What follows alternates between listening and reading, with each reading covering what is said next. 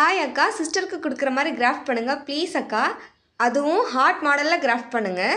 Okay, ரொம்ப யூனிக்காக அதே மாதிரி க்யூட்டாக பண்ணிடலாம் வாங்க. அதுக்கு ஃபஸ்ட்டு கார்ட்போர்டில் இந்த மாதிரி ஹார்ட் அண்ட் ஷேப் வரைஞ்சி கட் பண்ணி எடுத்துக்கோங்க. ஒரு குட்டி A4 ஷீட்டில் லவ் யூ சிஸ் அப்படி சொல்லிட்டு நான் எழுதிக்கிறேன். நீங்கள் அவங்களோட நேம் கூட எழுதிக்கலாம். க்யூட்டாக எழுதி முடிச்சதுக்கப்புறம் பென்சிலை வச்சு பார்டர் வரைஞ்சிக்கிட்டு கார்ட்போர்டில் ஒட்டிட்டு கட் பண்ணி எடுத்துக்கோங்க.